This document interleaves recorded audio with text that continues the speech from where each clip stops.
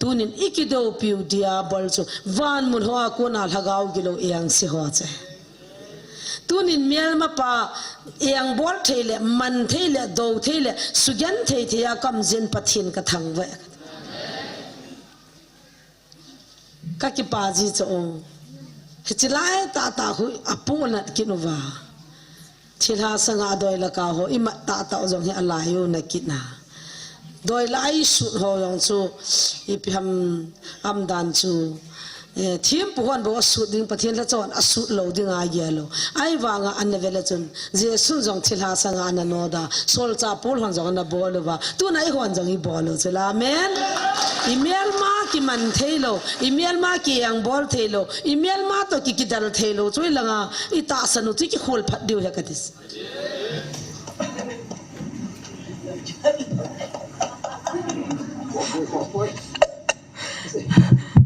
hong din do di ong ki phat lam ma na pathian lo pin hin na bon chawin sun pha ko hi amang mang jeng in ki ha thi mo tin tung ka jong chu ngot bung la ho khan phone in he pa kanum tham an tin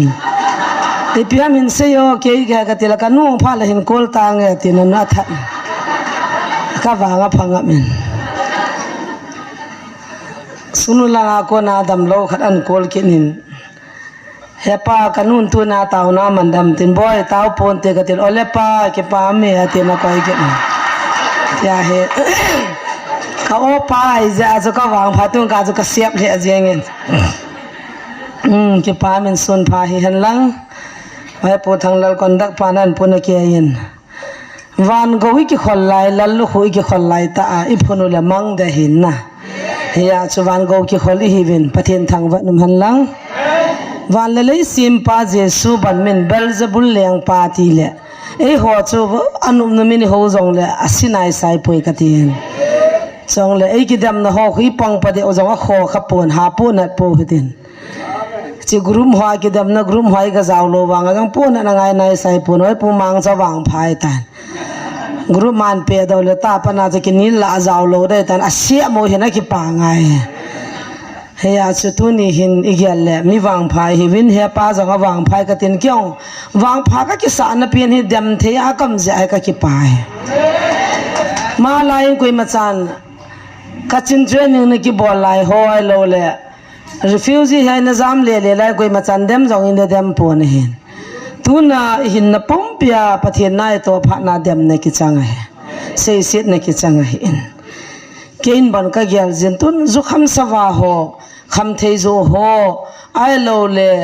gu cha la cha bol ho hi kidem le kilom ta kidem lo hil na amin chaw rong ki pha lo hi ni khan nia ai ki khop ka wa ka kung pi lo sian na pu mang wa pun sop na di ka nei lo ta ai cho bang cho dem ta dem thei cho koi ma chan dem kit lo amin taw na manga ju ki dem ki ti chu lal lu khu ki ti chu he je sun jong wan nui azon na chu adang je epon Nazareth khwa ko na hung sei li na hi ja chu a khumi te Nazareth khumi te chun thila asanga ano do phale amai bal zbul leng pa hi azia chama hi thila ho ta ki ho thein thila ho ano de ati jiu hu cho he ya chu ti le pathin gift ka chandam ti pa ho ha boyai boi pi dio hin ha de mai dam chan mai ho ha khanga ki khang to he idam rom phala ka tha samjin ke jong na adi dia bible ha siman simwa ke dam na dinga bible changan hol do ho ki ba pi ma the hin kyong ka phachum le ajing in an tho ji ti ole ke ka sim ki ji na hele ki pam le ajing e ti chu ki pa thui se zo di win lam kai ho kan ti min ka ki pa e ckl ki ti tls ki ti ho pp min ho jong hang ya ngai thi an sim do gam ta win cho jong hi min ngai ta nik niam ki ni ho jong he ki pa min hoi pu zon jong tsl ativin ko esi hom ki ti ke ka he atin nang jong a ki pan nai tan ki pa ne ka ti a ki pa thim ke ni abo na ngai le na lungi khat hen ta nang jong hung ki pa nai tan he a chu na bil ha holen ke hol thengin lang na kong ki su da nin ka ti pi tu ni hin pha ni pa te ho nu te hon mang han lang hile nom ding hi in ka ngai mo to ka ham ngai lo to ke ka hong panji ki phatlam nan ka dim ji in hi zong le pathian lo pin le ka ki pa na ho ken zong ka sei do nom ji in sei lo the hi povin salo the hi povin phong lo the hi povin cha te hon zong la hin si movin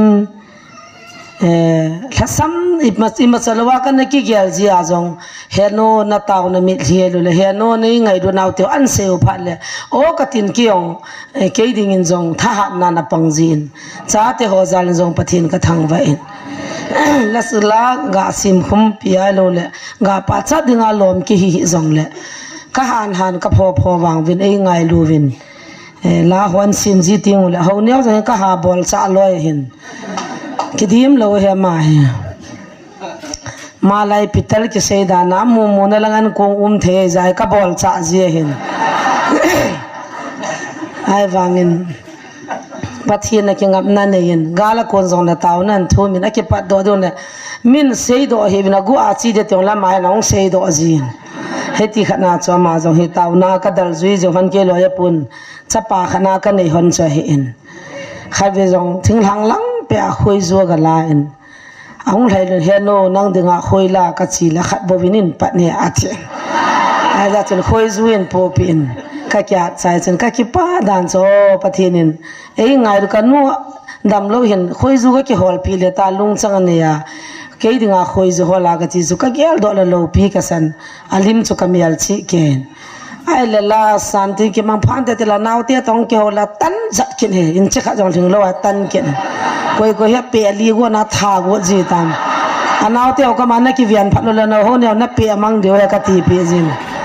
ai wang pathian zo ma jong phat the bon tung kan la an sa le la aga sa na ho na sei da nu chu jin ka pong so ma pa na ni la pong gup sa na lu na ti cho report kam mo hen la ki khum na la so pi nei ta ti so la khum ha na sei le ala tung ka cho nan sa la o jong hung ngai thim tan na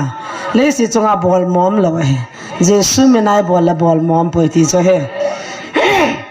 ke pam he jing la ngai tan se min he pa zong la pathina ho bina la sa kham se ne tam zakhat be sim la ka ti he na tam pita pathin wa choi di chu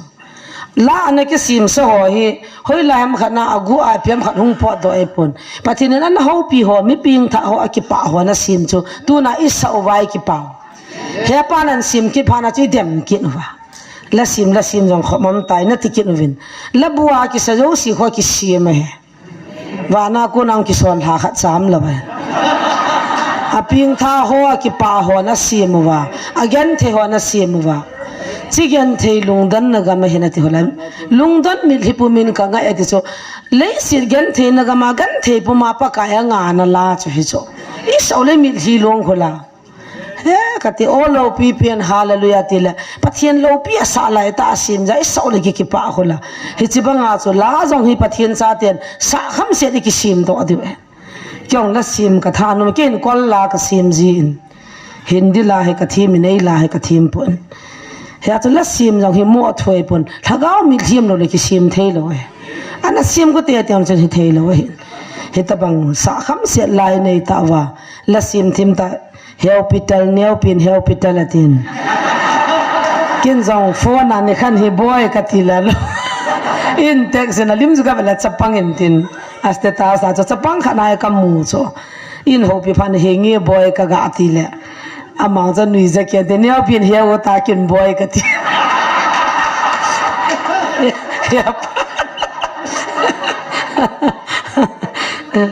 la sim theina talan hoi ta anin hau neo la sim chower som langal hengin asu to kin la kha jong thing poi ti on ka zakin tung ka an sa do zo ka ki pa le jengin la jong ha simin simutin thu jong ha se siutin taw na jong ha mangu te hi chi pau ki pa na pi ne ha men ta san cha te ding na dangam poi chi chu ha bolai bol de ti chu til kho na kan nei no min tu jing ka hin taw na I chi diu hi jong le pathin thu chom cha holim na anane yo hitin anaki til kho to hitin tuing kai vet diwa ka de chu bible chang ephesus bungu na hi anaviaw hete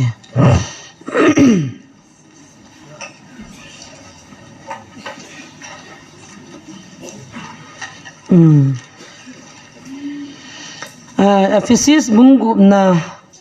chang som apa na som ni lakhat chan hi ibon chan na sim kho mutin Bible choi chan na ve hotin hin sim gingin kate pathin galwan pumpi ti hi tu ing kan til khonan kan sei do nomin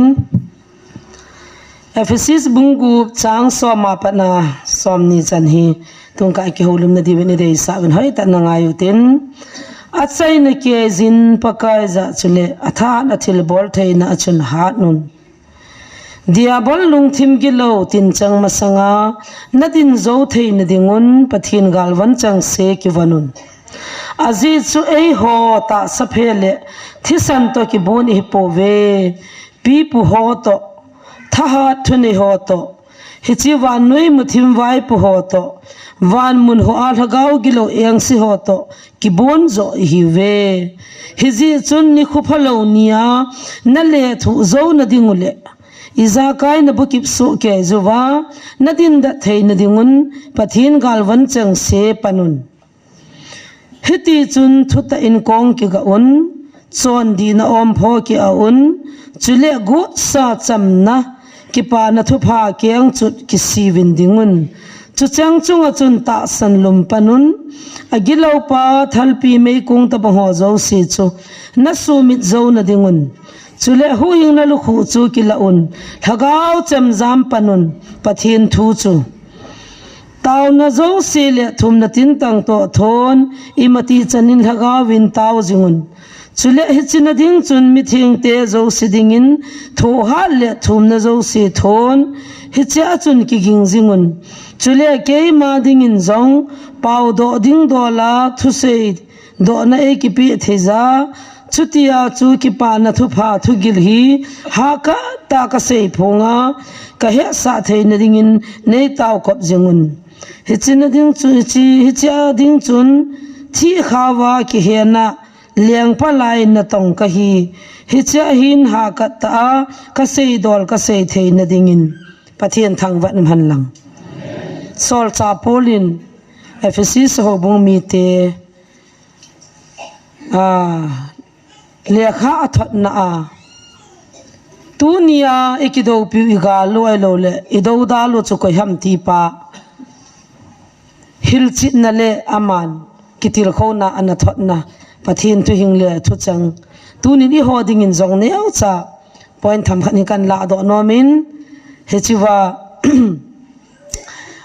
kiam ho ki bola akichi phale nu te ho kom pa te ho kom hen na mel mau chu ko ham ta ido ji ting le nu te ho en ka mo nu ti zangom ji mo te ho en ka te pi ti zangom ji nu pa ho hi ka ji pa tin ka ji nu tia a mel ma hi anu apa u nau a gel zong mi adim se ji ain la tu ni hini va na hele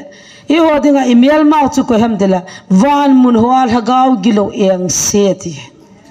hichi chu mel ma di ta chu het lo je wa tu na I ho ki ka ai ki do na ki na na ki mu sit na ki mel thip na khaji he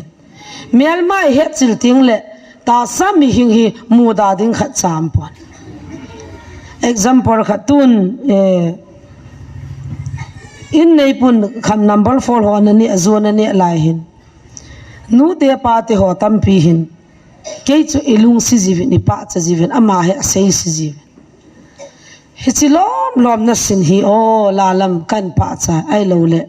iti na pin tha iti ama hi o na pamaya ti tabang amdan chu hiti chu nei na ho pi jivin ai lakin kalungu a ka na mu chi pi ham ati ai le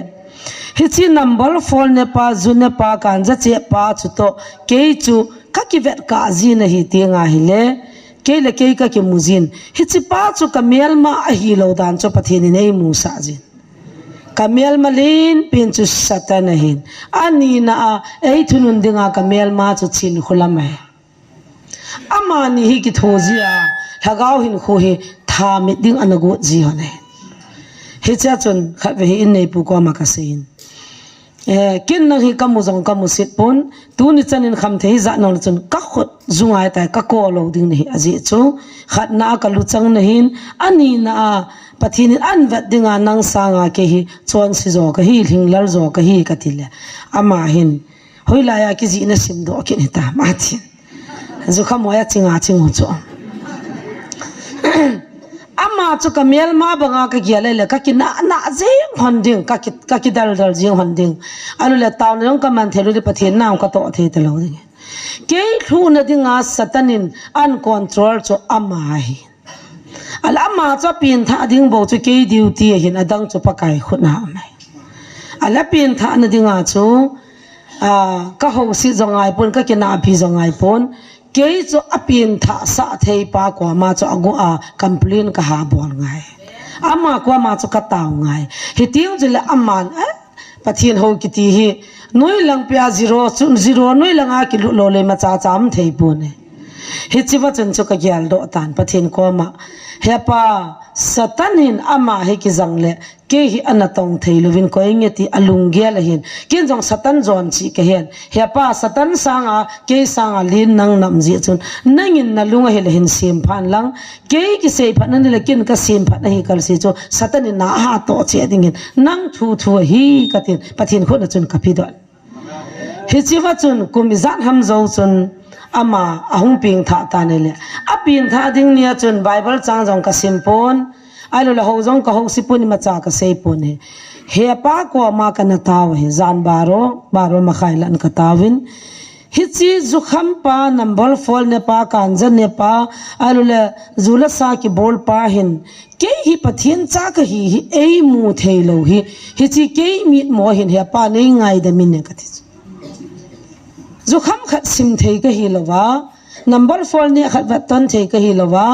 zula san ne khanin ke chu pathin cha ka hi na chu amu do thelo le ke mit mo je ne ngai dam tang pa ka ti le hi chi ka sei lai ta chu akiza do a hi chu wa chu ping thai pathin thang wa tu na kha phake na ti vena na phake lo e veili da ka na ko e ke ka chin training nang sipai training kha ve ki tham de ka ti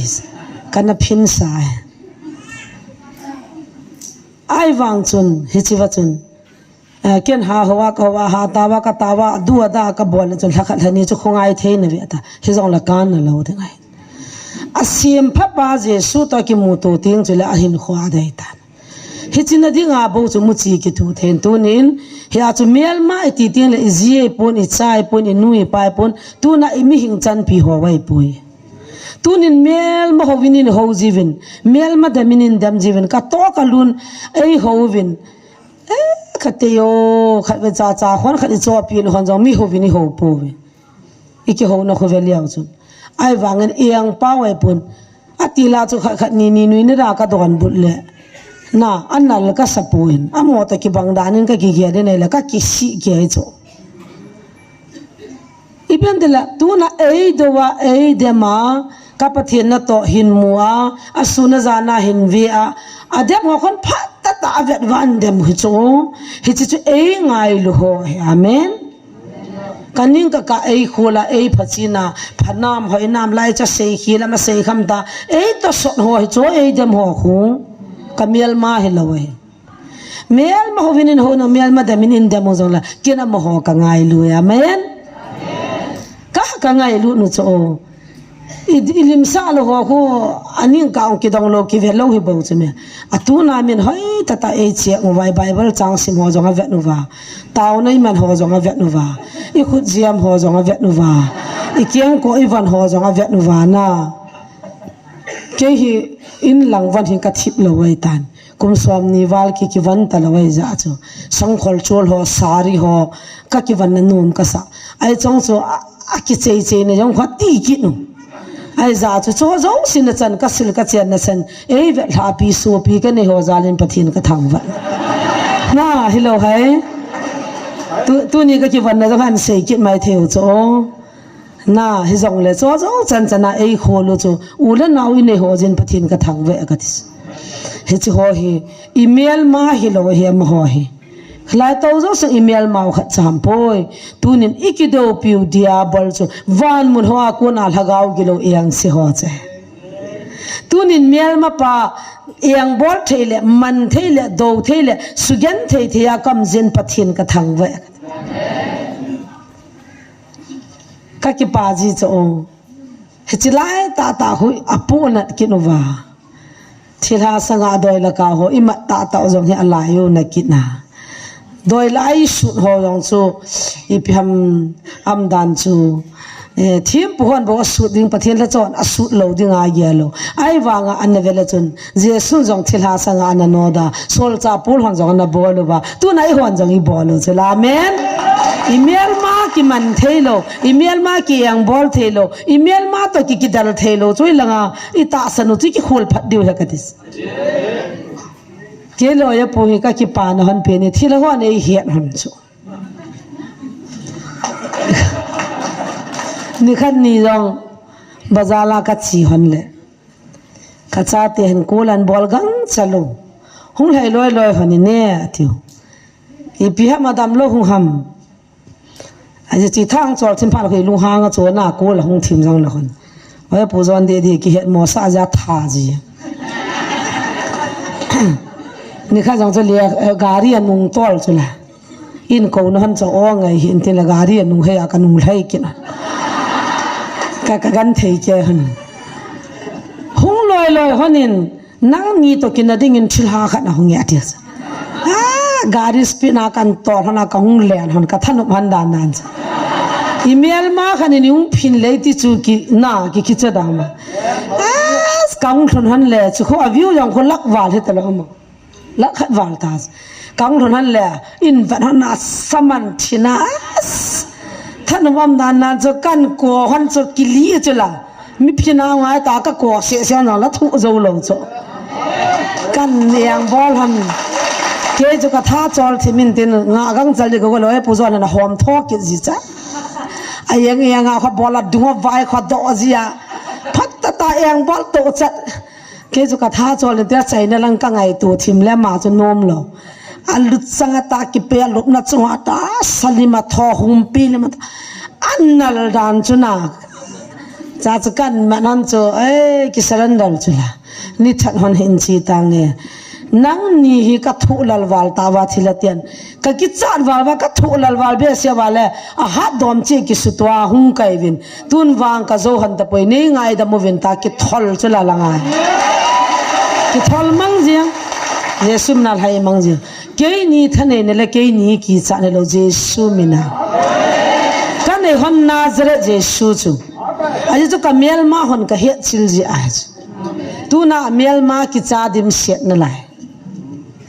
tia ka dingin front line langa duty ho gal hang san pasal ho khun igal teu akiza lo je apangu chu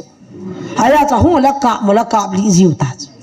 thagau din muna ta san cha te dinga igal lo chu email ma chu satan chu i hoi kina i kinilwa no ke kiti ho hi gal hi lo pichu satan hi chu satan acha chala satan jong na to ding tin mi hinga za pathin jong na to ding tin mi hinga za hi chi ki ka khoi confuse kha pathin ni ti dana mi hinga za adam satan ni pera mi za adam ala nan wa satan akian ki to ke ya ma chu ke ta hung na mu kha wong nan sanu nan langnu na chanu na chapa na jinu na jipa an za de na an to de bo adang hit jang he beta aji ki ka hui boi dan dan he pathin cha kha ju satan ni tia za ram ki tinu selu vinte he cho chi sei dio la seminary lu du ni som be ngai din ya chi satan mial ma ho to ki do ji jong he nu ngai ni khat jong hi buddhism ho kullu ho te dam na kullu ho kha na hongin ama chu skim langa pa na siliguri langa pa na hongai ke ni to ki mutu ding na hongin patip na ka ha chan hon cho ke ni mo a anato mai kai hon lo he kaung le chi ke ni ka po do kin hon ta ne le ka chanu hin phone in bodan he no hung loi loi hanin ka gi chawal be se ve atin ipm ka ti le ka het kha lo pau jong ka het lo tho khat hongin ama he ka kitcha ve atin ka cha te na kitcha gam ta kaung hon le chilai veranda khon anato win ipine ki cha no ham katile he no hi chipa hen ei vet no vintin le a vet sun sun chu ka lungo vai thu thu ya ti chu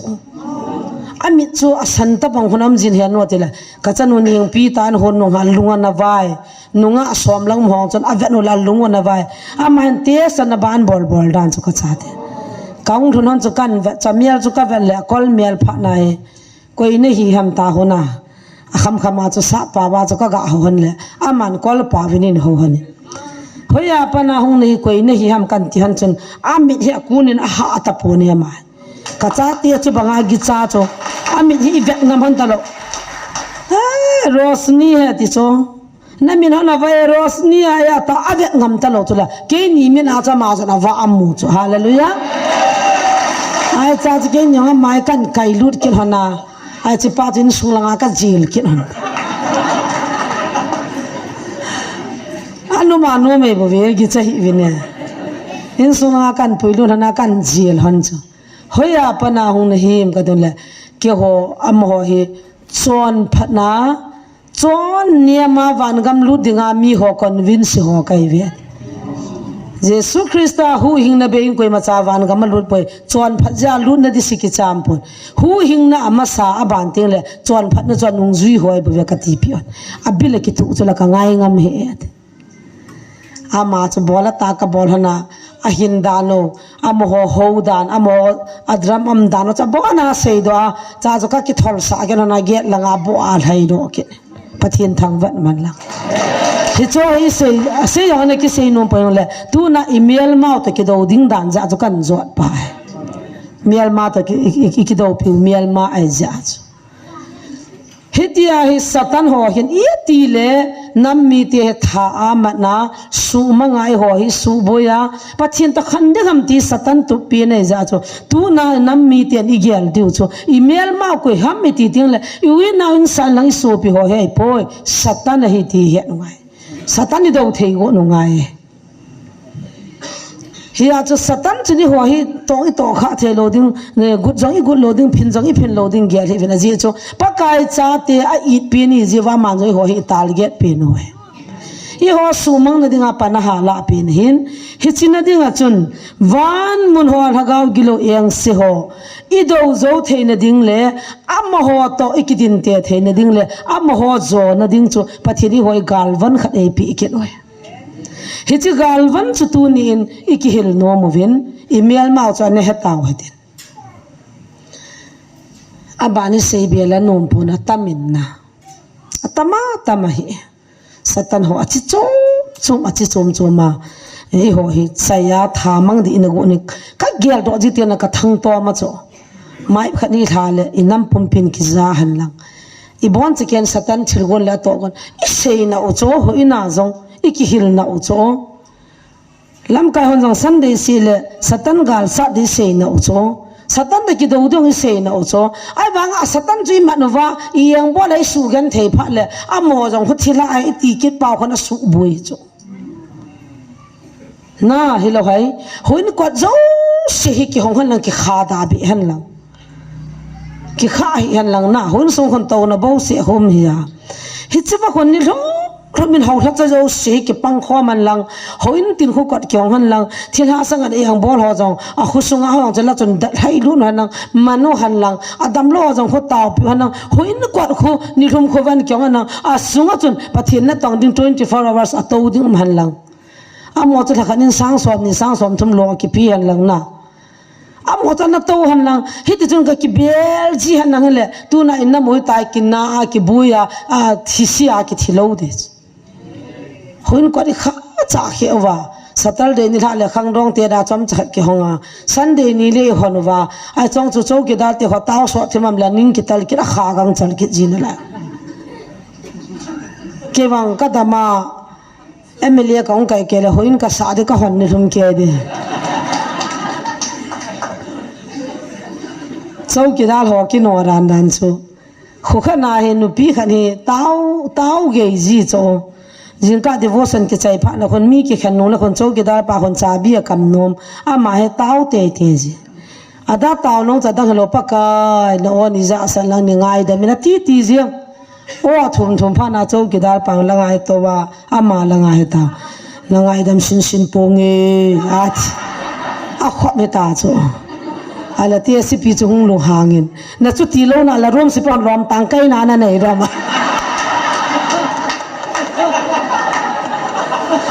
a o za pha jin ki pa ke le gi lo ma na alung hanga na chu ti lo na chu rom si pon rom tang kai na na nei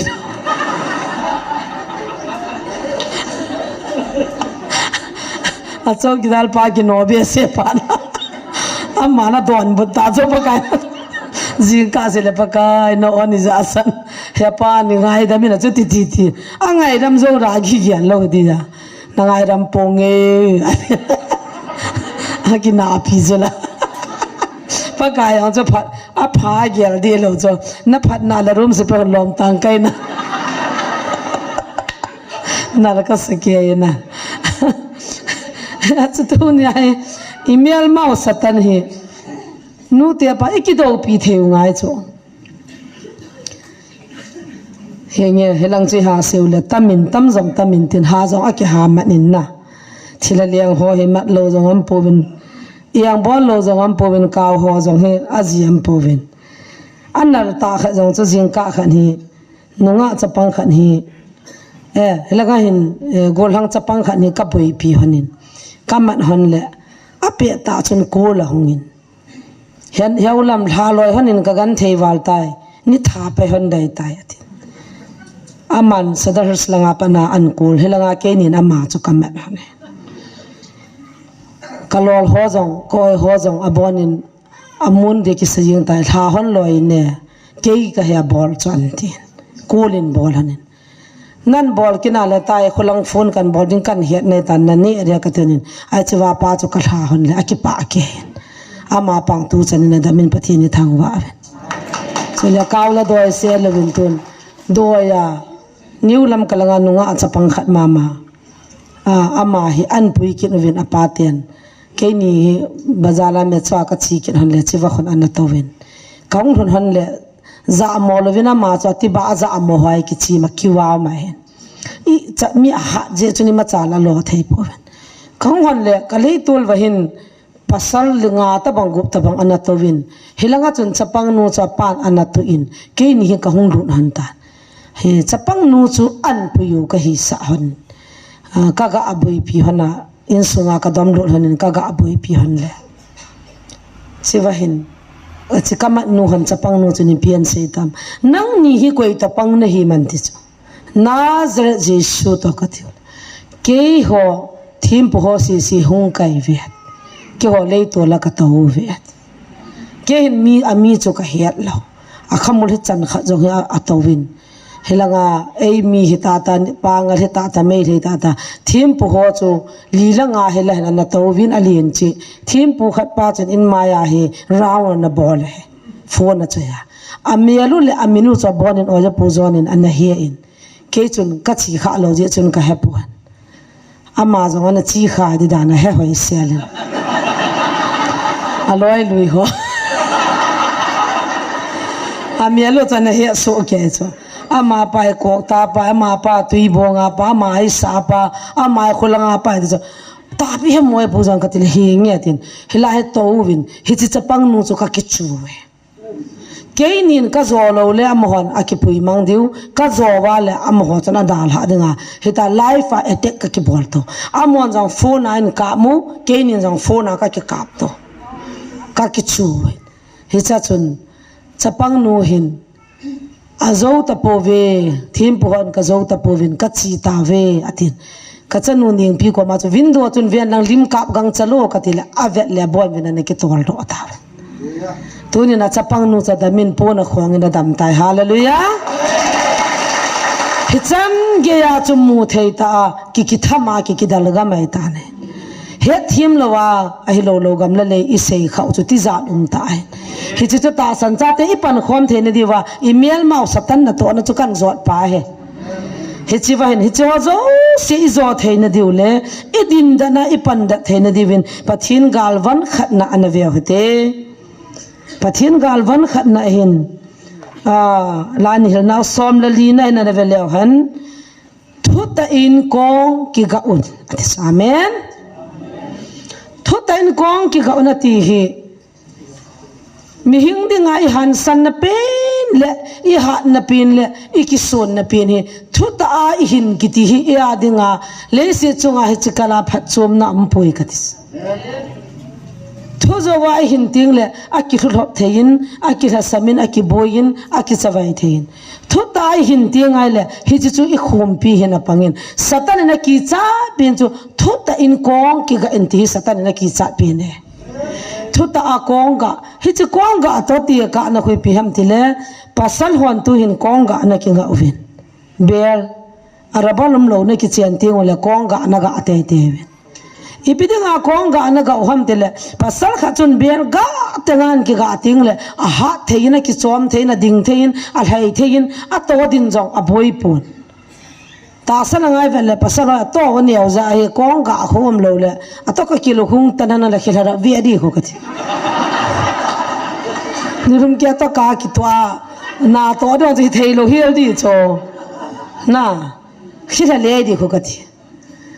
aza mo hen kong ga he ki ga cha khe ting le tain ki ga cha khe ting jule anu nu ma do wa hat wa ki chom wa hat the hi ve na he chu kong ga important dan athu pi dan chu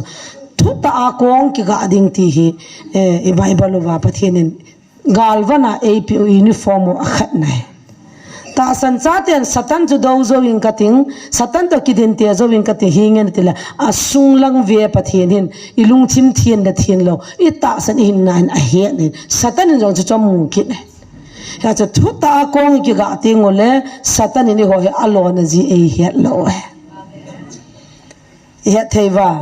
in sungile ho bungile khusungile inam sungile thu ta ai ki vai ho muwa thu ta im tiule pathianin na to de lep chi hian hun zo hian hun nal hian hun lewan satan dinga chu pan sa na nom wal de to ka khilei ta bang chu bang de he chi kong ga ki ga banga thu ta chi kong ai ki ga tingule satan in alone ji e he lo de he ani na chon di na om pho ki a onati om pho ti ting le tun sipai ho patrolling chi ho khoi va na hile helangan thi a ki to movin langa jong hen thi a ki to movin he chu khu thi hui pi dinga ko yo ham etile agal mi khat to vin an kap ti nga hile mei chang chu a hi na bang ta a op sunga alu lo na dinga chu om pho cha ki tu mai mei chang atew na dinga om pho ki tu mai tu na I ho dinga ta san cha te dinga igal vano ani na chu chuan di na om pho ti ting le mi chuan di ho su khil nei lo ho chun ipi satan in I lo jong le lu thei lo ya lo na ji he lo ilung chim hung leng ilung chim hung si nei pop kilo sit arola lung chim sit in nei ting chule satan he chiwa cho ei kap lu thei ei su lu thei hin hiya chu chon di ki ti ting le mi chon di ki ti chun zola na la hing lo ding ni khil don khil ne lo ding chon wala ne lo ding chon di ki ti hin ha chu khusunga jong hau so ho alula simang pa cha ho hun a chon di le ho chung thu ho tan wa aliu sa wa yang bol hin a chon di te ho koi ma cha ni ma cha lo lo we ka kho wa chi te cha kitabe 7 phabe 7 ho sapuna no ro tai ki ti ki hello chitian ko chon di walwen theida mu ve no ro re kiti ki za khalo hu chu mi to ki nawin to la thadwen agu chawin azongu win akiwin ama hi no do de ti chu hausa punan theida ting le man an no do ji hi chibanga chu tu ni thagau hin khoa satan nin kap ting ole alu thelo na ding pin chu chon di chu mi chon di ho chu thulo di chu I tabang satan kap jong le amei chang lu lo de ja chu thulo di chu adi dia pati ho hina thuwa o chu hetai se le no mo sa jiven za mo se ni ti le ven se da taute don se za mo hi sa taute na pati ong thuma sa ji mo hi de na ki panu ta bo chu me hoi bu zo ni counseling a ev wa ani ka ke na ri chan hon ken adam ka ngo amani fa ngo nui langa counseling ka bol no na kaung ki dal di chan hon even the ne adi hetin adam chu hoya ma min thu api elham hon lai lungam dinga min ko yai pira hon pam langa pot to hồn lai luôn à cho mày lệ Lucifer luôn à cho mù đi ta cho Evie cho hồn lai luôn à chẳng sam sam mà vạ rộ lê lê cho mẹ Judo na chiam nung à hè là chiam ke hello Sum ho là chiam hoi là à chiam ke hello ya chu Eve chẳng sẽ à chu hồn lai luôn à na tô là ông mù pha na ông khét mi cho mẹ ai cho pathianin mi khada ti cho Adam cho se ya Eve zaw ha chu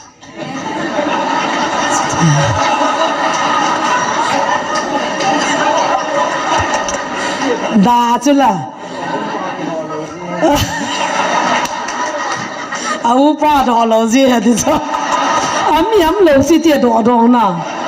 Lucifer lin ka hong dai tai na upa to na pot do hin ti la thu kha ni ya ahong dilam ki hello wa upa am lo si pie do ta do diam lo pha na cho decision na ki la ata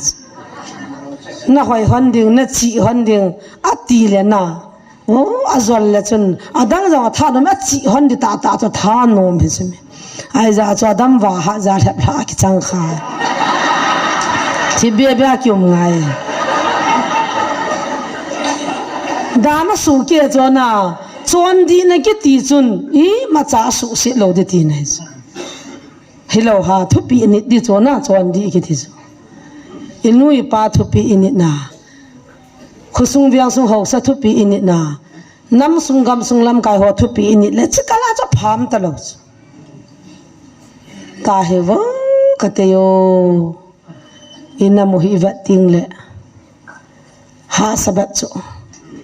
ni kha ni taw na man ka wa in chung hai ka din tin thip be akan vet mo mo cha noi la hi kan vet le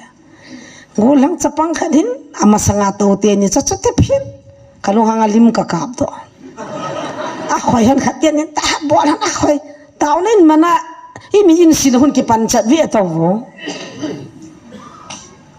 a dai anunga anu so a hut zong nai lo cho niao cha kha aza moi tikin hi na ta ta kan se chapang ti ne he na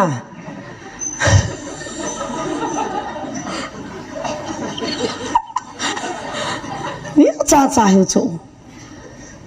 anu la pa thu ngai hi tale la chu ta chum lo hil ding a khai pa chu nu la pa thu ngai tale chon di na satan na to cho chon di lo na ji a chu na tao thấy tao cho nó chắp băng ta đại biếng ta hiệp ya anh nói cho cái đó liệt liệt cái chỗ cùng xóa đông bé vài bé hạ cho cái lông mà cho vậy là lâm đàn cho thu cho cái na cái hiệp điều cho ta trong giàu ya chọn đi na om phô cái tí cho satan này thì cạp miếng cạp rồi là cạp thụ lâu đấy hạ san này cái thế này cái thu hỗ trợ chôm ya chọn đi cái tí hiệp chôm hết chọn đi nó om phô cái văn hóa chỉ uniform chỉ cái tiếng là satan này ta bằng in cạp giống là cạp luôn thấy lâu đấy dù cái này là wa beri kuwa khai ni cái này là wa mi cái hem là wa adi lo cái bolo cho hơi lại cho chan sala ta đó hello ha inui pa thuin nga ya hobung alam kai ho thuin nga ya khusungan nga ya nam sungan ngai ting le hi cha cho boi nam lo pichila hitia cho tu nya ani na a uniform he no chuna tu ni hin chi school kain ki chi han lang thing noi mi ho dress kun ki kiwan han ki chi la o zo han le khai hi lo din no ro diu ai lo la taif ting ki chen han nang wa jin sa ken ho ki anang ki chi le a hi thei dem hi thei hi vieta uniform a thu pi dan chu thagau la mai uniform ne u chela men pathian uniform ei pi u cho a chi dan pathian hina a lo pi dan lo langa ki chi ki kun han lang kyang ko ta sang ki bu han lang hoin kai na sang khole ti pin ki wan nang lo langa ki kala na belovin ki chila ki lo mong dem hi pun ve te sang ko lo in ko di tiong la ta ta kyang kon ki bua ta kan ki chena na ase thei pe na ki wana I ki tol jong na nang la chong la kho sa lo wa ki chi cho isam ki pan nam sela nang lipstick kajal ki nu han lang hai cho hai ki tu nang dir hai ta ha ji lo wa ki chi han alu ki khot mo ke hen anal mo di da thagao hin khwa jong a ki von na ding a ki von lo tam pim je vai thu ji hu ki thu ji a thum na hai pem de le chule gut sa cham na ki pa na thu pha kyang chut ki simin lang dingun ne pathian thang van man la gut sa heding cham na heding ki pa na heding thu pha heding kyang ko hediwa anal da tu nai mi zo sin kyang ko ki bu cho na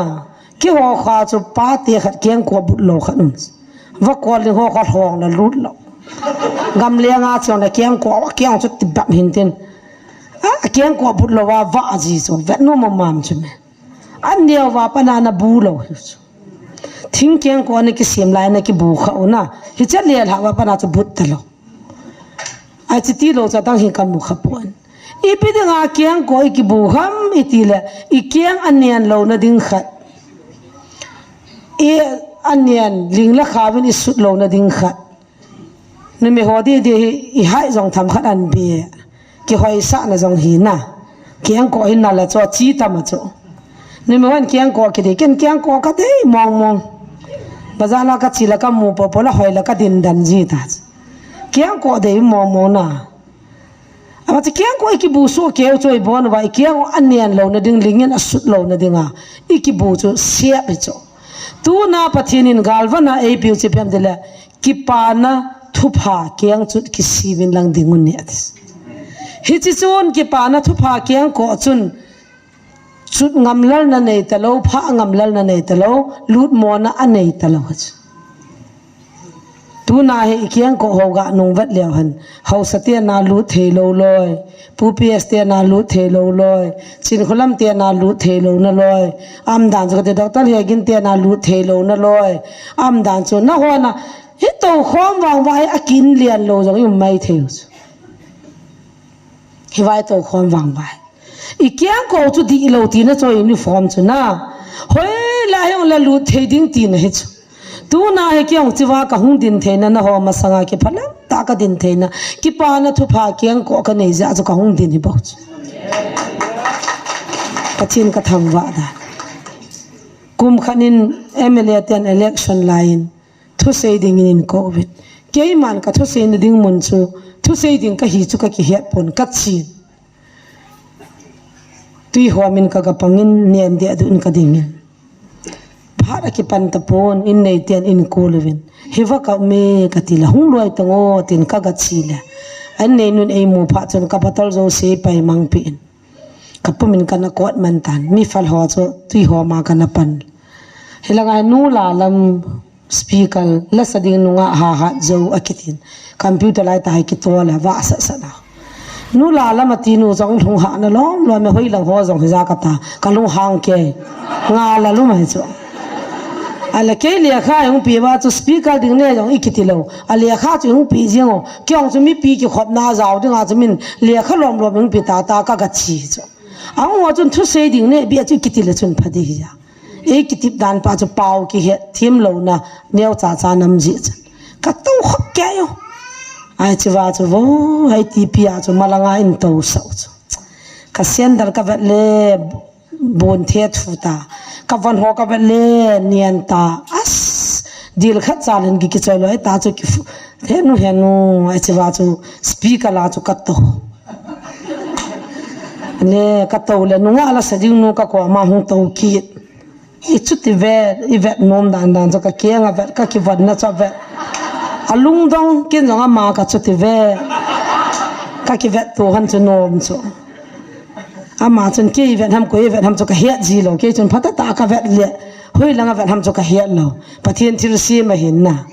a si ai po na ma cha vet na lang ke he thei be lo kha na ama jong ke vet nom ke ma chu ka vet nom wo lan sa la thip dan chu cái công tin đó thu cái sẽ ra mà chun cái chuyện coi cái này team mà cái này cho team cái sa tuan ai vang à chú câu nó tới cái tu là cái chuan nó cho hạ đàn đàn chú hết chỉ lại ta cho chỉ Bible trang hình ấy hậu pi chú chín kholam tu na na cái bu chú cái pa na thu pha kiang ko hết amen hallelujah he pa cái ai chú cái tu sung chú cái e yong su na cái tí san tin cái lũ su thì mình tin đi ha na ka uli ni chu min tin ha ta he ta bang kho mi lak tam na ai jin ve MLA minister ngan to elai ta chu chop de do akitau ka zun ka so kaning kital hanu ka den mun khana chun ki thai do nang huila chun ki ding la nup di dan dan so ai ta chu ka to chila ta ka kuna ka ta wa cho pathin ei ho phi tu na na ki bu kyang ko chu ki pa na thu pha kyang ko kin na van ka ve pon na lung thima kin ka pi mu chi chu na tu de hetis cha chu ka hung ha ra chu ka hung kili sa ta chu amen tu na aki sunga chu pakaya ki sungan hallelujah tu na chin khula min ka ki bu kyang ko hi ki pa na thu pha kyang ko a boundary am poi hallelujah tu na lai ka to the jesu nang jale ki pa na thu pha heding kyang ko chu hi chu pa nei pi za chu tu na lai to kai bo ve hallelujah ka hung da do cha chilaya nu te smart that to ho tu hin choi tang tai sian le le ho chun effect ki ho ven den na la na ni adu ka ti ta no loi ki tizo la dulai na ni adu heta nom ka sa dan cho ka van sit ta ta cho lo pi ka sa ka nian ta dang cho lo pi ka sa ki na ani chu ka ki van na langa gal van khat dress khat pa nei pi pa cho apu langa mu the hi lo ei pi pa cho hung do de chu ka thi hallelujah he ji chun hat na ki pa na chu kan nei hi chi wa ka mu do chu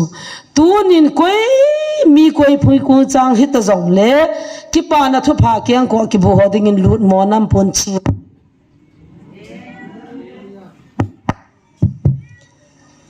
ai lo le pha mo na dem ta poi tu na uniform ki van lo ki pa na thu pha kyang ko nei nai lo ho chun a lut mo na lut the nam sa win a chi mo na chi the nam sa win a mu no mo hi za mon a ki hi na chu hi chi gal van nei lo ho chun ane na lai ine na lai yo tu na ho nam mi te pathinin I bon chawa ki pa na thu pha kyang ko ki sia ding ding nei dei ve amen he chi gal van chi ki van deu he ali na hin ta san lum panun agilo pa thalpi mei kung ta ho zo se na su mit zo na dingin hallelujah ta san na lum panun ati ta lumi ti ting le tun tun langa se pa hon thi phiang khan ki tom pau huna alo le pem ta ki dal na khat a bol pau hu hi chi lum kho se hin a mel mate na nung langan ka ma le a tun tun lu changa doi di cho helmet na ki khwa tun tun langa thi phengam le mei chang chu teu di ti na he cho tu na ta san cha te dinga galwana pa kai nei pyo cho ta san lum panun agi lo pa thalpi mei kung ta ba ho zo se na su mit zo na ding na dis tu na ipidinga kiding ham hama ki taw ham hama tu na ipidinga chani chiwam de la ta san na zala chi hiu cho azon konda panan setan ke le he pa jong itaba sei wang ba ta san na lum ka nei ja cho hole ka ti lo pi ka ta san ju jesu hi chula chin khula magu chabi sen ni sia sanagu to sumgu to taw de ta mini hol chu thu chu mi ya tauna mangin mi chol bai ho boi pin ai lo le nam pia ding ni tabang panalan chinu ha ti vai sei naw chu hi chu ka ta san na zala chu ka do di bo chu hi chu satan mei chang hi bo chu ta san na ai do di chu amen ta san na lumati chula ta san na ki ti chu I ta san na ada ting le ei su boi dim talos ta san na da lo chu hai le ven ta boya boi jiu kiam ka chin han khana no pani hi anaki ho hon lo analung hang ajipan oi pilo e pu taw ne ning man pi benang ka sei nom khana me tin I pi ham ka til ve mong mong tang ho tu kum se ka ki chon han he to ai ka ki chon ken han la li ne rai ta he tin I pi ti nam ka til hai wa ke bi sa ho ka nam han he za ka jinun ke bi sa I mom le hagaw la mai ha asam de tin ke si sa ka ki chon han le tu kum christmas ke mangzo pan pan am ho jong hi asim hi vina hal the he ve iki chun ki dingai tai up sia phim dai tai atikin in bap tai so na chang kitan tai up sia kinin kan ka da ki banga kam han le tu khun chu kha di poi presbyterian jam ta te presbyterian hon again the chaga kho sa ve atikin in a ta ka ki chun ki ka ti mo mo da kum lung ke ta kai ti ki chun hon da ma a presbyterian langa khat nu chon adam hon lo hospital aga vet hon la ama chu presbyterian chum nom ki ni ta chu a hoi lai chu te la bo na chu pathin he ya ayum na chu ta san lum pa na da cha he de tin he chu kumtina izit ki chon chona cho apathin ki pa deong hi di eloi nalka sa dan cho ai chiwa chun kan ho pi hanin pathin chu khat ta san khat bap tai chang pathin khat bo hoi laim hon jona chun ta san na da ta nam hon pa cho pathin na de hi ki chon le le ngai po ta la sana amun na de pin pen na ki chon na chun dan cha hi hon ta ne ka thi pe ki chon kin hon ta hi ne ka thi ta san pai mo dan chu na ta san ne ki ti thi pi di cho kan ku te ho hilai mun ji hin tu hin ha sabat tan na gan thei thu ho jong he ve zo jong am pu khate hen ku ke vina ta sa vina cha pau khan hello na ji he lo gari niaw ni cho piu la ka hung de he thi ke sum hol nai nei kin ho cho chin khulam te na hung ni di mo mo la gari niaw ni cho pi chance la nan anu la pan ku ke ba hung ta acha pa ni na pa ji la cha jong ne hi ta aja nu hin boy nang bo na ke wa tai taw nan hungin pakai ko na o hungai na tile mi ka loi hon chi hin ta mi banga da mana chi chi ve gari ni khani cho pi ta le ka hung de ati anu ka ma pum cha na cho lo de ka ti gari ni cho ja chunga cho lo ja hung de pon ta sanna cho na phat chi na ngai ka ti na ta san nam lo wa sum hol na na ne chu di lo nu te jong lung sian am theivin thô gim thô dim sen ai wangin zan ni khavini chun ke niang zo kolonia home cruise na ka chi hani na hile ka ki pa dan chu mi zo si hi atam zo he ta sanai ta bove kan ku te lung neu hi hunga la ya hin ku ke ya hunga I khupum ke ya hung chu hobung ki lol na ki nei za chu azo le tia thina man na ki pa na ne le alu bo ho lung chu ki ho la ki hung lo thuin ka bo no vin kan ku jang chang in ka ta san ve to ang chu la ya youtube hoi lo le hilaya nang nin talk show ne hono chu kan na vet no yin hallelujah ti usula khus dai kol mun am khusung mun kha mun nei home christian ha ka khalanin ko la lo thelo ka chi pan han ta cho ke niyo hi chewa chu kan venai le hilaya ho sanga amo chana ta sanna ona ki chi zo he kot ki kil khumu wa tv ya khol ha wa na ta ona man vai kaw la kamai nui le nui yu chume lung sinam dano acha thune sun sun la lon sun sun hung do the ya adang ho kho anun ne bo hung do zo lo so ina hui pulo do chume aji pang ham lan na ho ling ka te ti ho se se u thai do na na o chume pastor pai jang ho ka chi la ka chi ai jeng ya te ho cho hung do thu la adang ho kon nun nem ta ina hui pulo do cho ain kon ku wa na wo to wa aven wa an kul hang hang cha bo no wa khat pang che me le pa ko ma mi ja jing te le me le pa ko ma ka sei de ti chu a thu chu ka ti na gala ki thang pa ja chu iti di bha ti kha ki ve thu hin sana hung ki hom de hi le chan na di hom ho loi hi an kam le yong ki chang pon ti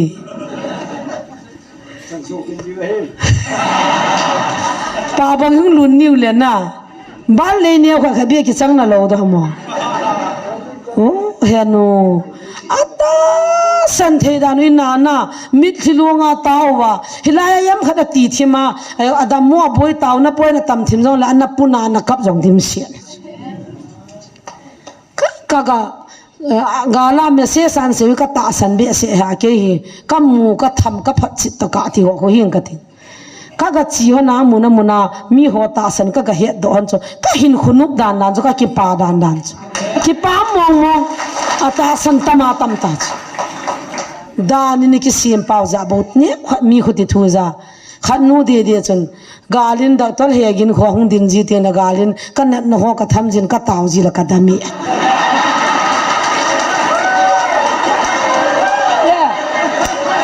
hung lo ham ki ta ki se na tan na to we oya pi ke wang da tol he gin kho ka den tung ka chu mo bung la ho nu mi ni hu na zo wang chu to han ve to kateo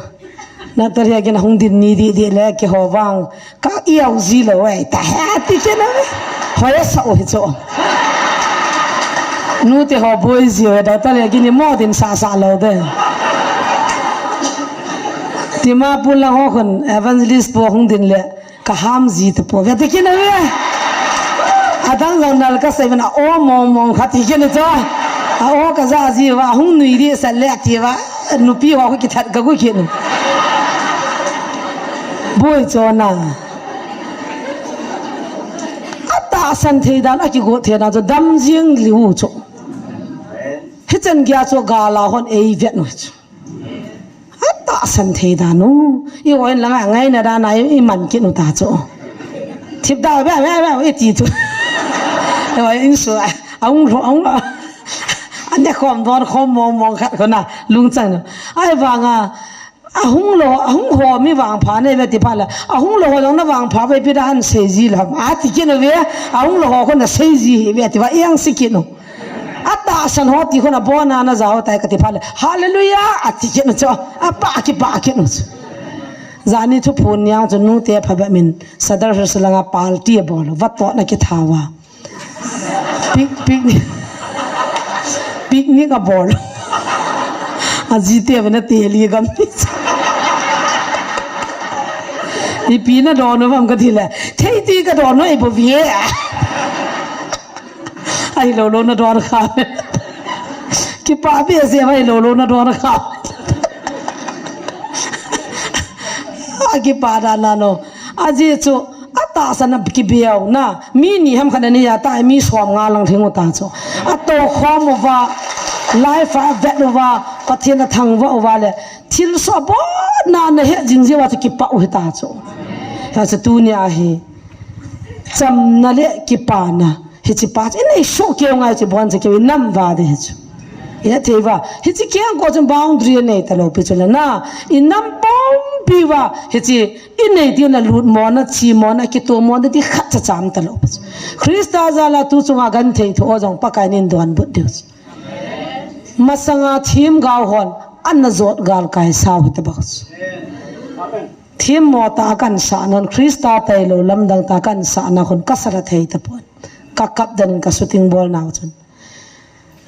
ทีมกาวหอนจงอันนจดกาลกายสาวลำปีหิเลตูเนี่ยปะกายคิวหอนจงกันจดเดียวหินในกาลกายสาวินตาปะเท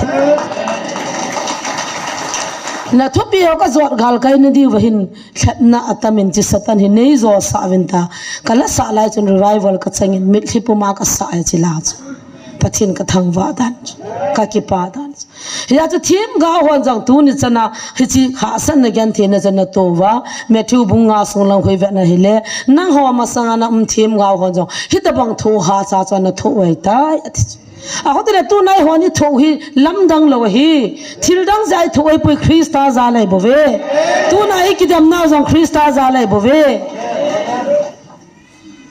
ตูน่าขังดองมิจิงมิทีมจับปังหัวออฟฟิศหอนปะเทียนว่าจะอัตตาสันหัวจงมิตามปีหัวจนดาวนั่นแหละมูสินาเนไอ้วางอัมหัวดิ่งอันนี้เขาขัดดิ่งเลยฮิจิจวนลลุกฮิดิส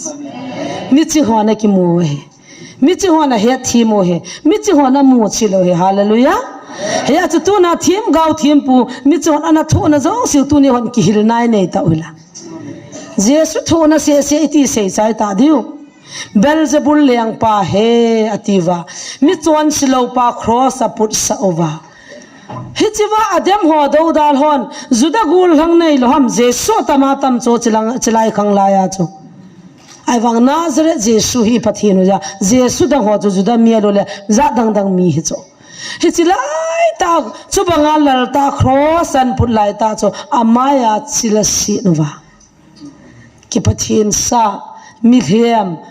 ปะทินใจตายหงมองดำปะทินจุมีหิงบังอามดินไอซ้ำมิดูดาโลอติวากากิเซบีฮันนั่งเลยว่ามีงอลจงอตินาอะไรดิวนั่งหินปะทินเกตายหงวาเลเลเนี่ยมาติว่าอามายาจิลสิทธิ์ขมุโจอามันขัดซาดอนบุตรตูน่าคุณงาอิหวนอิมูนดิวเลยหูอิจันนดิวอามูจะทุสตูน่าอินามาดึงไอมาจากิทุนายโลบสจนดีใจมาจากิทุนายโลบสฮิบังล้อมล้อมาปะทินจงจุปะทินในปุยตาอเดมว่าอาเซสินว่าอาจิลสินคุมว่ามิจวนสวกิธานมุนาอไข่เทวเลตูน่าเอนี่จุยปีหัมกติโจก็โตจุปะทินเนี่ยเห็นนะเกยปะทินเนี่ยเห็นนะก็บัวจุเห็นนะก็หินดานเห็นนะเอมูจุละนังมากิโคตังน้ำมูจุละ tu na bol hi thudi lo ham tau na hung man chu satan na to ham pathian na to ham na ki hiat chula hi chu ta san chun ki phachin ta san lum chu hoi tan na ta san chu dat chanin jang ta ki pa na thu pha ki ang ko chu gial do tang na tu na ilumu hi mo alum hi lo ta san na lum hi hallelujah pathian na jong ta san na luma chu ga le zo pi chula ta sanum ta pai ti ta hola na le chale abraham jing jong chu ta sanum mi pa ki ti chula a ki ta na zala ma za mi te siap chula tu na inam sung wa jong pathian in kal hachapa ka mi pa ti chu ta san cha te dinga abraham ei gon pi bangwa ku ki sa te dinga he pa season lai ta kal hachapa ti chu pathian ka thangwa a ki ta na le ta sanum hi na le ta san luma nei za chu tu na ta san lum cho pu da dil swa taw pastor thang ne wen phat man ding ko na ka pum pum min taw pi hena tin la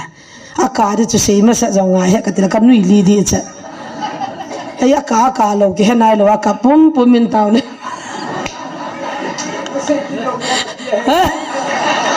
hi chu cha sei kit lo di ta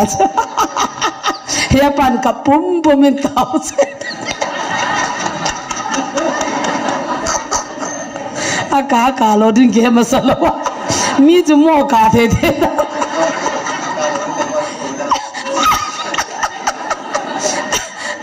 ipa wen ka pum pum min pha din che ka chang sa ka gya do po na kan ni li ka ay ka lo le the lo di a je cho ta abraham nang chu ta bang chu cho na a ta san na chu lin walin na ta san na tu na cha te hi khau ku ki cha te ni khu khal le ta san lum ki thomi pau na ta sanum ta he pa in min pha deu cho alagaw min hiya taw ata san na cho tu te cha te tam pe na khanga an tho de cha abraham te hon mi ma sa hon jesu christ ngai lu na thu na chu abo na tu na ikil na we lai bible am jo se ama thu na thu sim ngan he cho ya chu tu nai ho thu i ma chai poi Krista zala ei ki that diu ni khu jong hung na lai dai ji chon hi chi rehearsal ta bangai na lai tunin sei kham jangai nai poi sei khamai nai poi ken jong ei ki patim na la ha ka sa pen chu Delhi railway station noi langa ei ki pui mang ni wa ei ki tha go ni chu hi chi ni chu ha le in tha dong la hallelujah sama am dan chu lei hong chu po ke liu dunga ho piang dinga ka ki go chu na kial cha ki that hu ta banga kanu cha ba ei ki hoi le lia tui mo ei ki va sa le noi langa ho railway station noi langa ho le noi langa ho ve to hilanga chu elang chu ki thuk noi ta hi chi wa chu madrasi ho catholic ho pathian ho khat ama hin hunga ei ve no le ei lung se pha wa chu lung chim chimain bolwa mun khana hi in puiwa le chung langa in thlo to chu ke christian nahi na taw na man chu kam muza kan pan pi ne pathian ka thangwa na taw na man kam muza chu kan ki thopi ne chu am hon mi ho hi sana lu pa si la pi lo chu isa ho hi na I hat I lungi thin ho ga mon ki zo chu mi tha te ngole I mi chang ho jong ki lo na da tol pa khon het he ya ei la do chu de na jong chu mi tha ji hin ki hon kong chu a number jong ka het na lai railway station train station number 9 anu ya chu hilai nu ya chu kan nam khaw le noi langai na pu mang khaw Christ ta so ei tha go ba in logo na jong la taw na mana I that go chu taw pa ha taw ka taw le hi railway station chu le chu pu ke ding chana ho ka ta san chu la ka ki cha lo ka lung mung se le chung lang ka hung da cha ka sa cha ka pen chu la ka pa wan thim min ha pen wa da hallelujah ka ta ka pen mi wa cha na wa le sa vai ve so praise the lord ka ta yung pui do pa chu ka kwa ya ka cho ngai lu na praise the lord ka ta ka cho a he thim cha man jo hallelujah this so pi ke ho dinga pathian na na koi he ka this yung hu do chu la yan the na tho lo im lo pi chu Krista zala na ka se ji chu la pasal ngan chang mi som nga wala hong kon ni wa chu hi chi ta san lum chan na nei lo hilang china chu ka thi di ta san na pai mo da na mi som nga som go hong kon chu la ka ina wa ka den a choi ho long chu ne wam poe ai wang chi la ta chu kalung mun dan chu khawe kaung kinu hein tin ka seizin in langkan gyal do chu tulai tan kami te mei thai ho adang ka gyal lo mei thai ho ka gyal do nu te mei thai ho ho bung sunga jong em mi lam kai ho na tu ni hin an ngolin tau ventin gam danga missionary chi kami te ti ventin he pa ke ong ka jaw ve ka ti sadang ka nei lo ei tau pi dong ka chang kai chu he pa ke ong ka jaw ve ataw na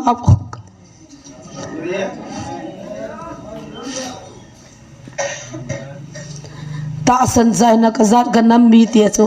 ka thiding ta banga ka din lai ta chu kan gyal do chula ka changa he wanga ka ta san ji pam tira jesu christa taw na le pathin ka nei na pa ta san lum chu ka ki gyal do chu ka uniform chu I ta bang I lo zo na ka thilo ding tu ni di chu ka he chu to na ta bangin ka seyin ta san nga chun pang ta nga ta ka gyala he ka lung chi mai ta si su be phe ti wa na ne theva kung fu hu kan gyal chu kan le na khat pa cha kyang ka pe ro angong tai ka bola khat pa chu ka kyu chonga ka ta mai thar ka la pi as chi na ka chin training lai kung fu hi lo cho pasal ho vo di da ni hil vi ato bo pasal khanin nan riap de tina vo dham na mai thal minute te ki hil vi ato mi thumam kha chu ka zo na chu mai thal jong ka la pya na ka ban pe ro ka he ka bol ai chlai ta chu nanung langa asang za me na ta san na chun dingin ti o ka za chu ta san na o ka za hi cha ka kin ne pi ki la ka ta san ki kha chu pem de tu tun ka mi te manipur langa kanu ka pa ka naw te an ngolin taw wenten gam danga missionary chi ho tai taw ji hulana pakai na o za san nang phat the bun ta na taw he pa kyong ka jaw de he ka jaw te ka ti kan ta san chula he chilai ta jo pathin han san nei pia mi chu za hong ko no pasal ngan chang letrin bathroom chang dim se taw he la ka ta san na pakai to ta san na ka nei pa chon ka chang kai wanga ka lungmung sel pathin ei din pi chu ka he amwana seule इसके पास बहुत इंसान है तिउचो मी तंपी तो पंगे ति वामन अफिलु के का चंगसे का चला पथेले हो दो दान का गया दो ता सन नहीं अपई मोदान सोन फटने की पा न थुफा के को अपई मोदान हिच ता सन लुमचि नहीं तिउले सतन तब काम ए काम जो लो दो के हे दो ता सन नहीं रासो लो दो इदिया लो दो न ता सन चुने की तू द ngamngai नहीं nu tia khat kapona ta khana min tu chunga hin hitina na sein hilaya ki kitaw sa na kita san ke ya gincha lo be in hichan hin na phatane la ka da be se atin ipi ti tam heo katile kachan nu jong hiwana dama yong na ki dama hi bangana ki ta sana tu chunga he chi thupun nan ta sana pan hin ka den ka tha siwale atin tu chunga thupong hi ipi na hi sa ham he o katile ai hi thupong pa bi ho ding hen nang seiji la phading alup ta ta ho ka tha se he o nangai ding la kan hel chin ding he nangai lo ding le na hel chin pong ka te kang po pilang ho he nge ka ngai de hin sei ta ro lam a I chu hi ta jong le ka den ka ga he thim lo ji ham ke wa ka hi I wal chu he lam a o jang ngai chu la ho pa khona cha chu ka ki ho hon le ama chun adina microphone an ki to athuan seile ama chu gaw vision nei thil mu hidaita ta kho ma kho thita banga kho helowa amji a pakayin asei no mo a obo ka zare ti chun na he lam phatian na vetangem a thilung banga umding a o all chana hunging pa khu hi chu kho evangelist pun hacha hi na o ging tan le do ji hi kati he ka cho he lam ka chapan he no evangelist thang lin se khon a madon don se hi chu ta san hi tang 80 a pa bil kho ga ngai ja amadan dana se hi chuno 18 ten kalung dong mong hita chu o ati amadan danai poi pakain all cha akaman sei pa ho evangelist bun ging ta an le do ji hi he o pakai na mo vil na o hi April 16 lang chan na vetangem nin phone a kana sei pi nei ham hita bang tiwana sei chana he lo tang ko dela he ka chu ne ka hin ta san gudi di ki ta ya ai ti pi a ta san da lo boy jong mo ba chu o tun ki ho pi ki la ta san ta vi ta he ka chu na hin se la ka ga ngai le neu kha ka hin ta san thim ki ta he o ni la cha tian hil ki la ta san luma pai mo da na ta san da ta chi pan diu cho ibra na ki lien ham na mu chu me na za chu me na he chu me na tham chu me hallelujah jesu nung zui ho jong chun le a lian la ya ata sa hung la ya ta san ho jong chun amu chi no hi cho amen amulo tam zo choi wanga tu nia van noi na ta san ta chula hallelujah tu na jong a oi vil now hi pathinai pui tiu jong le ni khu khalan ta san tho diu pakai na phat chin tho pakai na kam chang a wa cha te vil mo ding ham itia bol mo ding ham khat pan icha papa wen hung ding do ana ke pathina ha na hat kai jan he dikhanu chu bible ka simin te le pathina chi he sa an tila ka beli di bo din jong din sa he tang ke di den hey zao ka no ro ri ta chu hi chan chu no ro the ne le pati the ne le khan the no ka nei hon chula ke nin jong angwal phai jong kai han lo pia athila sanga ho jong ka pati the na pathina ko nei jong ka he the hon chula he the na pathi nei pi uchula me tu na pai mo chi ta sanus satan na ka lo ni ta san lum pan ta mi tong kinil ngai lo pe na ta san jong la pha na ta san lo jong la pha ai wanga he nom ho ko hil chit di chu a he nom ho chu hil chit di chu a he nom lo le thokhat na ta kin hil chi jong ho pa mai ka sa ke chu america nei som lai hung ta wang ka ti chu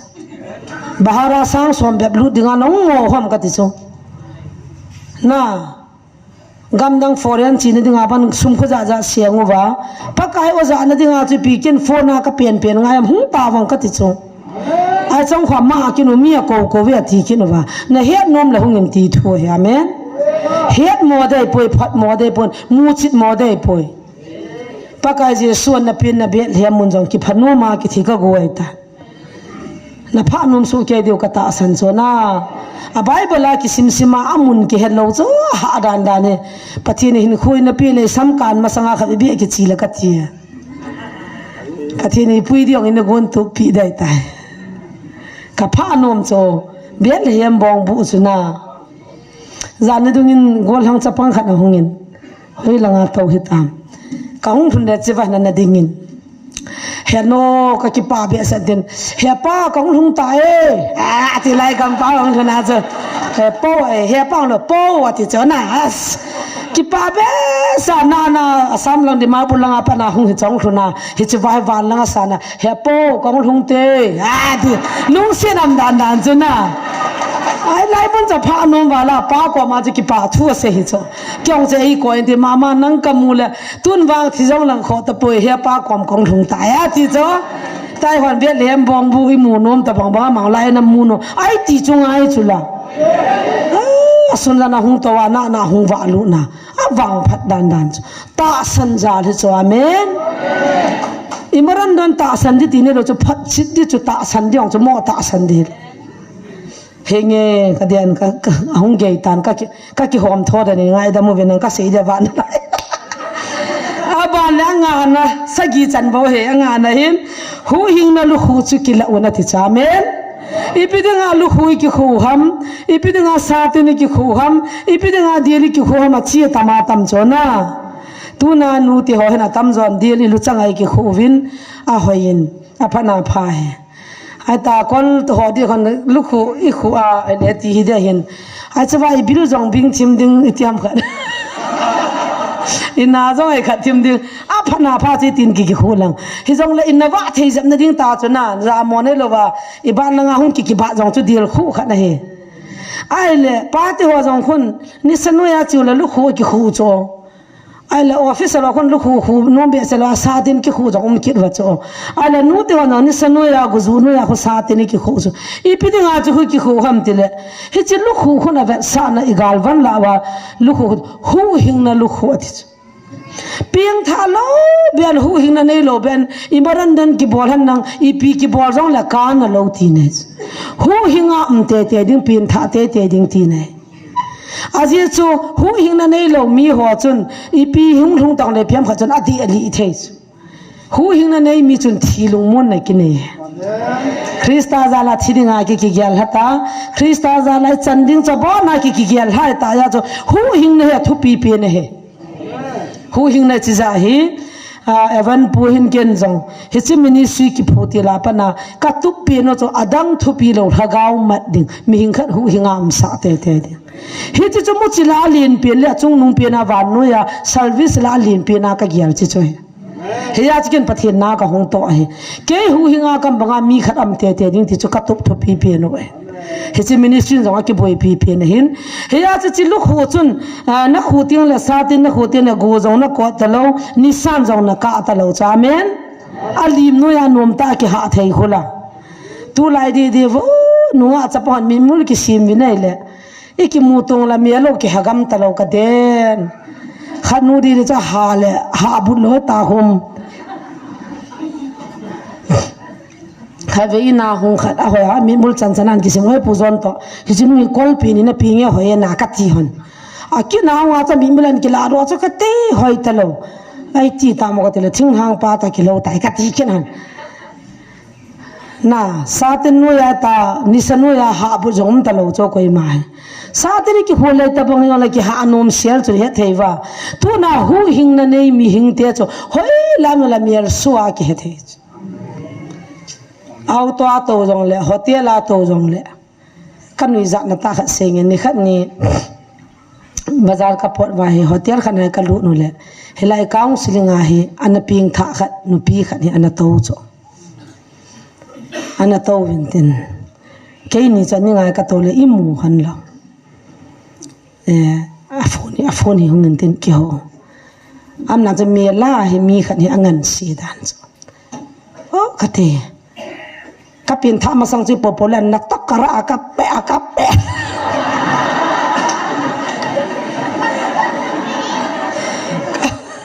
kape kara arin imohanin de ta ka ki he mosan de ka ki he mangjo counseling a phatchom jo ka mu do ai wanga jo pin tha masanga bol de wa sei na lai ju ngai to kape kara arin ne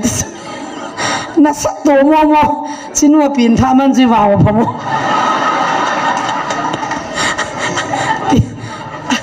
dian jal mo cho a ju ka vele jilai counseling ana jao he cho counseling ki jaina mi lilong po ma che bai bol han cho kamial chi ke mial cho aya cho koi khat ki na khan tam ko talanga panan pol ang thun le ke ade ka ti salam hita cha lung chima ki bol dham ka pin tha ma sang che popla ka pe kara re ne ai pin tha ma sang mi la kha dang chati za nu mong pin tha na pai mo dan na pin tha na bhel che pi ki bol la ka na lo ti ne ta cho mun nam lo hi kan ku te pin tha go te bon che ke i cha te ho jong pin tha so te ki sim tha kha na min pin tha kha no me atam zo ni ma cha cha kham thei ni lo ji wa ilung wa mong ina ping thani gi gel ven che choi pui pin tha ngai ne thang langa ko check in bola medical check in bol pha le ki head wa cha cha a khot dung do vai do pha ta ve to a ping tha tiong la do mo vin tin anung to le tiong la do mo vin tin a top na le ka pum pin tha pui ti khon hin dom kit ta ve to a dia na dian ja ki chi ngai hi i go jong lu mong lu mo le zau du chu counseling counseling he poi mo ma jengin hu hing na lu khu chu inam pum pu vin ki khu ta le han tu na he pa lu oi de pathina de pin uniform la wa anga na chu hu hing na lu khoi na gum na hin thagau chem jam panun pathin thu chu hallelujah thula la ngai ha pin chu pathin thu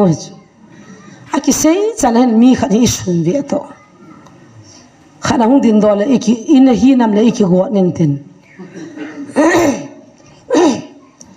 pasal khanin hoya pa hun ibna hun na kai khalom gitil atila sunday ni sila hoina ki dinga mi ki god dam kayong ka kai nom ten za jong ka za nom te ading do ta sun ke le go no ven ka chime wat he na lai ti na he cho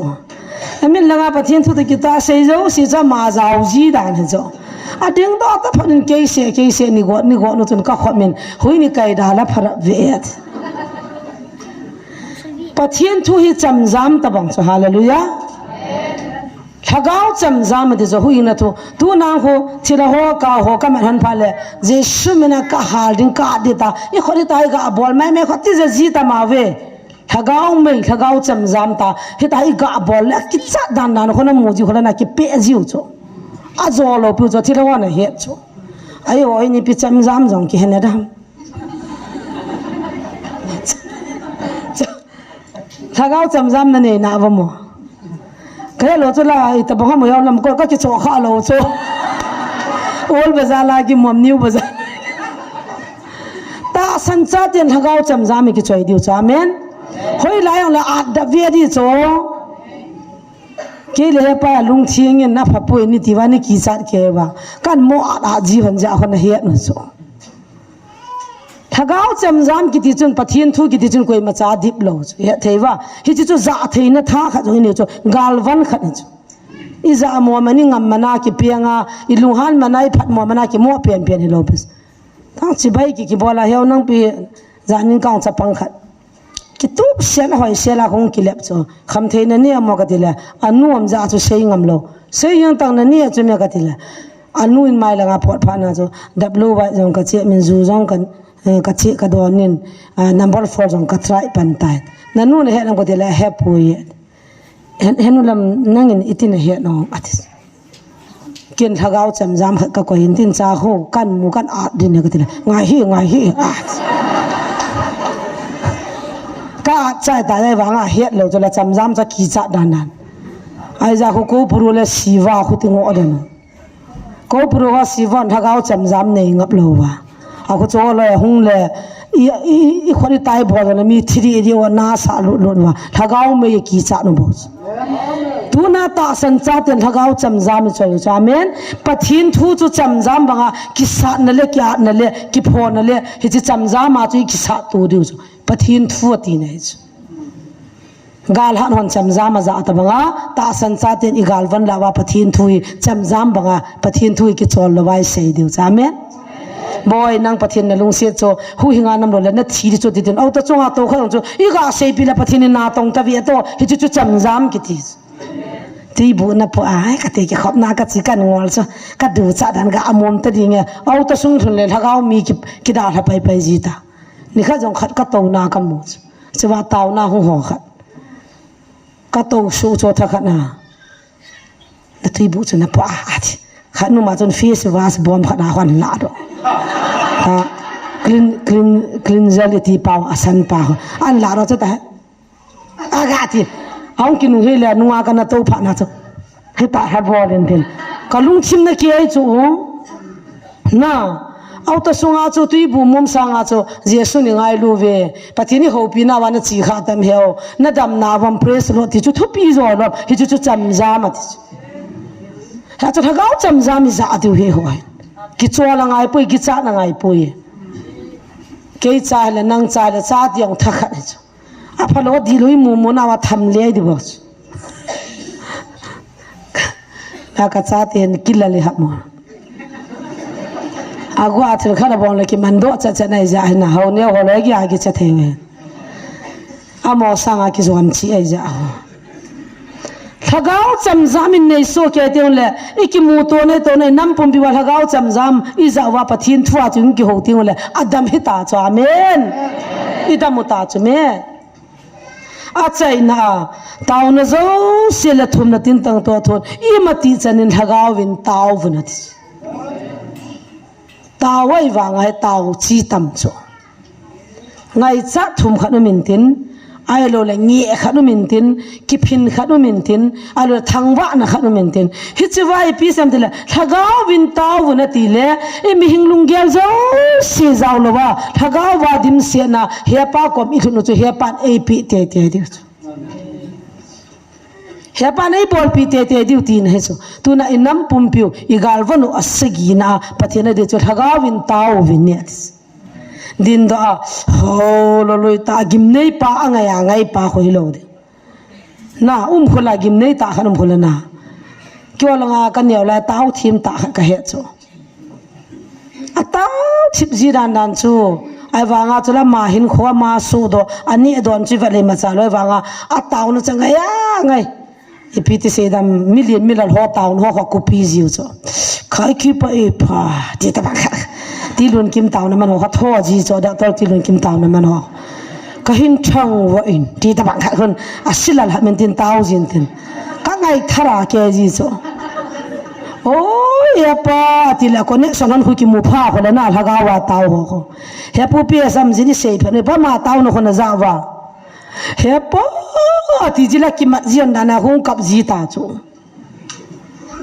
ka hin thong wa in hin jan na taw na la thiong do hi viet ka nam phum phiu ti a ta kan na anala anal kon ai din ko ni kyang taw le anal mo de dan chu hi chi pa ho hi lo wo ya po ti pa ho pathin na de na ti wa ai ti chu taw ni ti chu mi doctor wa mi sing mi thi ma je le tham khan english zaw te te ya na doctor le gin wa taw na je le ama la ga wa taw hi zong le praise ka ti ha da na mà ta tâm sự internet mà sis thì họ ta bằng cho âm họ tao nó ai bằng English à trong cái mặt kia nó cho bắt hiện đó na English bảo giáo bằng cho bắt hiện trong English à hôm mọi lo cái mặt thâu thâu cho ta cái gì bảo thằng giáo giáo rồi bảo không tao khát mình Việt hi chứ chúng tao hi bên thằng giáo bên tao bên này thằng giáo bên tao bên này he chi nam pum piu thaga vai ki taw pi to ba thaga vai hung taw ting le he pa nan don bu so ke da za de ti na ta zo hi za tu dam nam de cho he se tu nin pathin gal van kimin ki van taw te amen thu tan kong ki gau tin chon di nom pho ki au hitin god sa cham na thu pha keng ko ki siu tin ta san lum pa no tin hui na lo khu ki lau tin thagau cham jam panin thagau win taw te hallelujah hi chi nam mi te chi nei wa hi chi nam mi te chi hi tiang le pakai lung thai tan te pakai nei ko na thu pi pen chu kha cha ki dal halowa i nam pum pi wa pakai ko mi thun na di wa ei ko we angai lu na cha te jiap ne chan ji wen pa pathin thang va num han la ko na le tu pa dai chi bon chawa ma ko mi thun diwa dai he hi chi na ding chi satan diabol gali zo thai na ding chon ami malin hi chi gal van chi sagi hin pathin minin ki vanuti hi ting chi la gal zo nam tan te pathin a thu phat thei bu han lang phat lam am than kan sei saw le dan ne ngai da mun lang sei no matam jin ki pa za la hin tu ni bon chawen hi chi pathin gal van pom pi chu iki thoma I chanwa iki vanwa in neiwa gal zo na satan gal zo ne chan the na divin pathin ko ma thangwa ne la pan bi na thumin I bon chan taw hitin tunin taw chai ni ke man hin nei tang ka te hallelujah amen hallelujah in the name of Jesus praise the Lord hallelujah ka ki pa we pa kai hallelujah namin kan thangwa we na ngai lu na lung sit na ka cha hausa hallelujah nang kan